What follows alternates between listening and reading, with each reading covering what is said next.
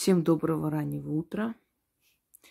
Итак, друзья мои, я уверена, что в жизни каждого из вас был такой человек, а у кого-то много раз был такой человек, который воспользовался вашей работой, вашей услугой, смотря в какой сфере деятельности вы работаете. Быть может, вы преподаватель, и в свободное время занимаетесь репетиторством. Быть может, вы строитель или человек, который изготавливает какие-то красивые сувениры, да, работает с камнем. Различные профессии, неважно. Может быть, вы продавец и так далее. На себя работаете или на другого человека. Но в любом случае ваша работа – это либо предоставление услуг, либо изготовление каких-то вещей, да, пошив одежды и прочее. И наверняка в жизни каждого из вас, извиняюсь, был такой бессовестный, бесстыжий клиент, который воспользовался вашей работой, взял вашу работу и не заплатил, или отдал не в полную меру. Ведьмы не называли людей, которые к ним обращаются, клиентами. Они всегда говорят, если это уважающая себя ведьма, они тут это шарамыга, которых полно. Люди. Ко мне должны прийти люди.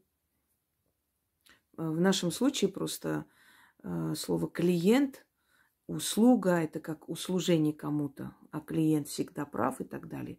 В нашем случае это никак не проходит, потому что мы всегда правы, поскольку мы знаем эту работу лучше, чем тот человек, который просит нашей помощи, и он не должен руководить нами или приказывать, указывать, что мы должны делать. Но даже в нашем случае, когда человек, которому мы помогли, бессовестно отказывается оплачивать, я скажу, то есть на своем примере, я никогда не звоню, не напоминаю, не говорю. Силы сами приводят этого человека. Я просто великодушно могу просто простить, посчитать, что слаб человек, знаете ли, это мне уроком будет. И через некоторое время, когда придет этот человек, я напомню о сделанном. Один раз был такой случай, много раз было таких случаев, но один раз особенно запомнился, когда попросила моей помощи. Ее сажали просто. Там бухгалтерию, в общем, что-то там на нее нарыли. И она обратилась ко мне, что вот прям уже дело открыли. Я ей помогла. И я сказала, я помогу, но оплатите потом, откупитесь.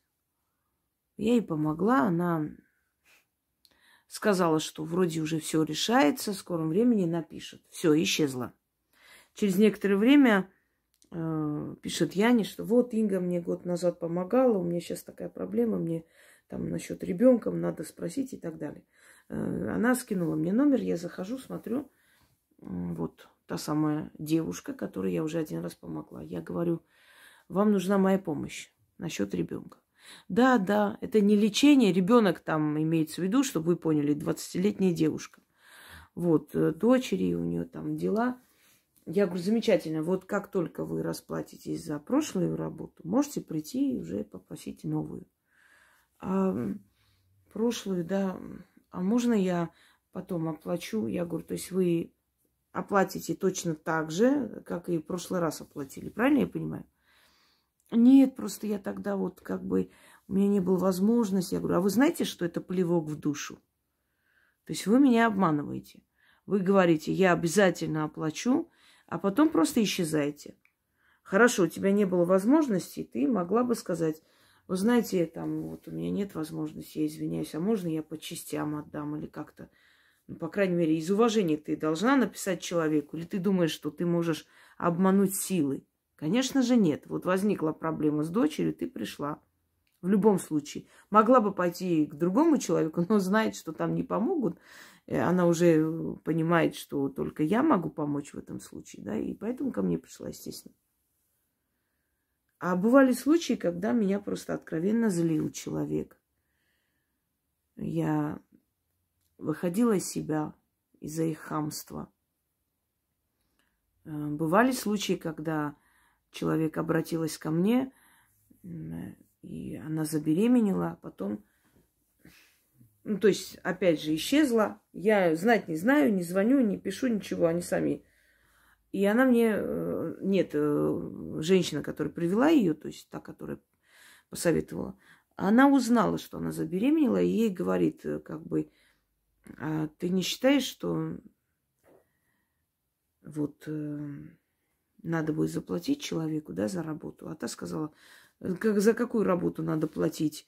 Я ходила там в Богомолье куда-то, вот мне Боженька и помог. Она здесь при чем? Она просто как бы под этот пристроилась, наверное. И мне стало настолько омерзительно, то есть 17 лет почти брака Богомолье не помогала. И как только я с ней поработала, она забеременела через полгода, а это в течение года, полгода происходит обычно, это долго. Но в любом случае. И она говорит такое. Мне стало очень омерзительно. Я ей написала. Я сказала, мне твои деньги не нужны. Просто мне интересно, ты действительно такое сказала, могла сказать? Она меня занесла в черный список. И я поняла, что, как говорится, бегство – знак согласия. И у ведьм есть свои заговоры. Вот тот заговор, который я сейчас дам, примерно такой же заговор начитывается. Те деньги, которые она должна была оплатить за мой труд, мне пришли, в тройном объеме пришли причем. И не за работу, просто подарки. Подарили люди, поблагодарили. А у нее случился выкидыш. И я помню угрозы ее мужа. Я говорю, ну вы же сказали, что я не смогла ничего сделать, и вообще при чем здесь я? Почему меня обвиняете тогда? Мы же знаем, что это ты. Я говорю, нет, это не я, это Боженька сделал. Идите, все претензии к нему. Но эти угрозы они могут себе, знаете, кое-куда занести, потому что я не тот человек, которого можно угрозами запугать. Все по сей день она не может родить. Ну и плевать на нее. Если человек не имеет возможности, вот вы сделали ремонт в его доме, и вдруг, ну мало ли, вот умер ребенок или заболел, и вот этот человек говорит там, пойми меня, пожалуйста, вот у меня такая ситуация, я обязательно отдам. Можете понять. Нужно быть человеком в любой ситуации и понимать, что есть трагедия, которая, ну, просто вот невозможно в это время. Человек ничего не понимает, не соображает, все. Ему надо прийти в себя. Это другой вопрос. А когда человек говорит, а ты мне покажи, где на бумаге не написано, что я тебе должен. Или на бумаге написано, иди по судам, докажи, что мы вот так обговаривали. И ты понимаешь, что это гиблое дело просто. Что это ничего не даст, кроме нервотрепок, кроме, ну, ничего не даст. А человек в наглую усмехается и говорит, ну, давай, посмотрим, что ты сделаешь мне. Или, знаете, вот приходишь, снимаешь квартиру и договариваетесь, человек говорит, вот не платишь мне там 3 месяца, делаешь ремонт, и вы берете, делаете красивый ремонт, все это по местам расставили, мебель купили, все такое, и вы живете, зная, что вы там 3 месяца или полгода не будете платить. Через некоторое время, как только уже от соседей узнается, что там ремонт сделан, она приходит и говорит, или платишь мне, причем платишь больше, чем я сказала изначально, или выматываешься отсюда, это моя квартира, я сдаю. А у тебя не заключен ни договор, ничего, просто устное соглашение. А человек просто увидел, что очень замечательный ремонт. Можно их выгнать просто и за намного дороже сдать. И ты говоришь, ну мы же договаривались. Он говорит, ничего не знаю. Договаривались, нет, я передумала. Бессовестный человек. И много таких людей. И вы не думаете, что если вы так не сможете, другие так не смогут. Некоторые просто так и живут считая, что это нормально. Правда, потом боком выходит, но они же в этот момент не понимают, и вам-то от этого ни холодно, ни жарко. Вам же сейчас нужно, чтобы человек сдержал свое слово, правда? А человек не хочет ни за свои слова отвечать, ни за что. Вот подлый он человек, вот такой он. И что вы будете делать? Ничего. Но вы можете его наказать магией. Это самый безопасный метод наказать магией. Вроде бы ты здесь ни при чем, но человек так наказывается, что воет на Луну. А ему так и надо. Но кроме того, чтобы наказать этого человека, надо забрать его удачу. Вот сколько он должен был вам отдать и не отдал. Вот помимо там долговая грамота я вам дарила, помимо этого заговора, этой работы, я дарю вам вот такой заговор. Если человек вас бессовестно обманул, воспользовался вашей работой, услугой, купил там вещь, то есть взял, не отдал полную сумму или вообще не отдал, или сломал, принес, вернул обратно, потребовал деньги, что-то в этом роде. И вы думаете, ах ты ж собака женского пола, сейчас я тебе устрою райскую жизнь. Но не только наказывайте, или, точнее, не просто наказывайте, забирайте его удачу. И вы имеете на это полное право. Если человек вам должен. Ну, на другого начитайте, просто не получится. Имею в виду, это просто для некоторых недалеких, которые, а вдруг, если почитают на хорошего человека, но там же сказано русским языком, что тот, кто меня обидел, тот, кто виноват в этом, тот, кто, то есть, не отдал мои деньги, там же сказано четко, на кого это направлено. Ты можешь читать на невинного человека, это не получится. А вот если ты начитаешь на того человека, который тебя обманул, кинул, говоря нашим языком, кинул тебя, лоханул, то, поверьте мне, эти деньги за короткое время вам вернутся, смотря какая сумма. И его удачу вы себе заберете. И никакие слова откат и все прочее хрень, пожалуйста, здесь не хочу я даже слышать. Откат – это когда ты идешь, делаешь порчу на человека. Откат – это когда ты идешь, забираешь чужого мужика, начитываешь на всю семью, жена заболела, отец умер, еще что-нибудь. И они пошли это сняли, вот тогда тебе будет откат. Не может быть отката, когда ты справедливо мстишь человеку, когда ты требуешь справедливости. Здесь откатов быть не может. Ты не порчу наводишь. Если он не виновен перед тобой, если он тебе ничего не должен, с ним ничего не случится. Вот и все. Ты отдаешь на суд духов, сил. Теперь, смотрите, что надо делать. Вот человек наглый взял и не отдает вам деньги. Есть несколько вариантов чтения. Либо, глядя в спину человека, читайте. Либо глядя на его дом, либо глядя на его фотографию, либо представляя его. Вот этот вариант работает процентов на 70, учтите. Потому что нужно именно четко на человека начитывать. Либо глядя в спину человеку. Либо ставите его фотографию, зажигаете свечу, желательно черную, но можно любую восковую, если черной нет. Зажигайте, ставите рядом. Начитывайте 6 раз и оставляйте свечу догореть. Все, ничего не нужно. Этот огарок свечи можете выкинуть. Он накажется. За короткое время вам придут деньги из разных источников. То есть вам могут подарить, вы можете работу дополнительно получить у хорошего человека, добросовестного, он вам оплатит и так далее. Вы восстановите все. И вам будут идти. Когда это все исчерпается, то есть он заплатит столько, сколько он должен заплатить, этот поток остановится. Начнется естественный поток ваших денег. То есть дальше пойдет то, что вы, как бы сказать, зарабатываете и так далее. То есть не поток денег остановится, а с него взять уже не придет ничего. Почему? Потому что Вселенная справедлива. Если человек вам не заплатил 200 тысяч, вы получите 200, 400, 500, вам придет. Он очень здорово накажется. После начитанного вами у него удачи не будет очень долго, а может и до того времени, пока не пойдет где-нибудь, не попросит открыть его дороги. То есть вы его накажете в полную меру. Но читать всю жизнь за 100 тысяч вы не имеете права. Вы можете это делать один раз, получить свою сумму, и все. А дальше пусть он сам думает, что делать со своей неудачей, со своими трудностями. Это уже его проблема. Иногда такие неудачи могут и загубить человека. Понимаете, о чем я говорю? Что это не ваш кровный враг, это не тот человек, который там сделал вам очень страшные такие подлости и преступления, хотя, может быть, в этот момент эти деньги были нужны. Вот чем подлее человек поступил, тем больше денег он потеряет, тем больше вам придет, и тем больше удачи вы у него заберете. Я надеюсь, поняли. Итак, пожалуйста, внизу не пишите. А можно читать, вот соседи, там, кумовья мне что-то не так сказали. Кум у меня там что-то украл. Я четко, ясно, по-людски и по-человечески объясняю, для каких случаев какой заговор подходит. Наказать вора – это одно, от лютых соседей я уже давала, это другое. Понимаете, о чем речь? Поэтому внизу, когда вы пишете опять, а можно на того, а на этого. Но я же сказала, объяснила русским языком, что вот это для этого случая.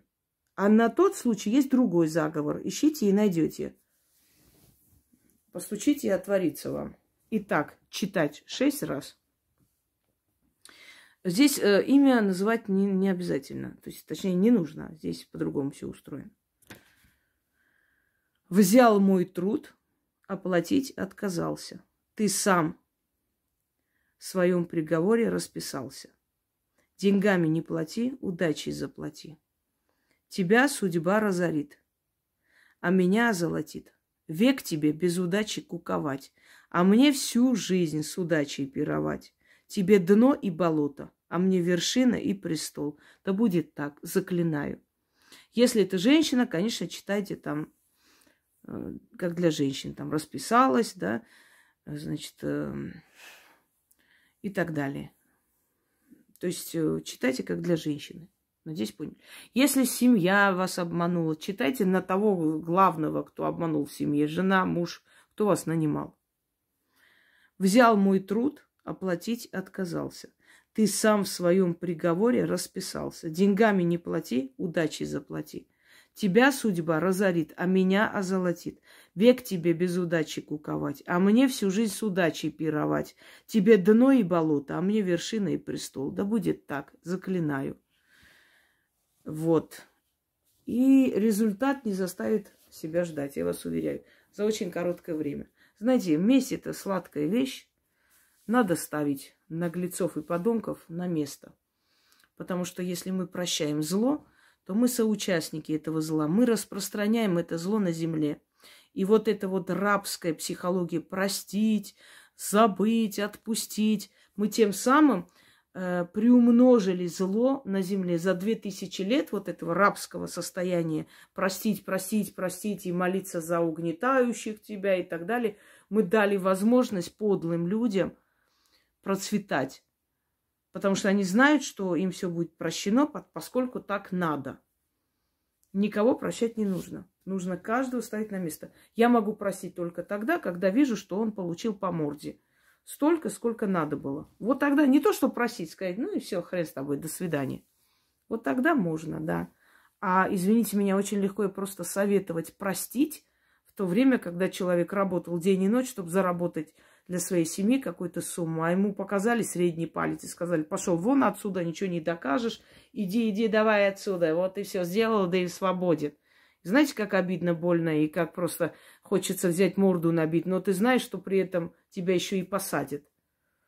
Поэтому надо делать так, чтобы эта наглая ухмылка и улыбка с лица стерлась, понимаете? И когда ты увидишь его сгорбившимся от горя, который продает свой гараж, там, машину, ходит уже полубольной, и ты скажешь, ну что, собака женского пола, а помнишь, мне тогда нужны были эти деньги?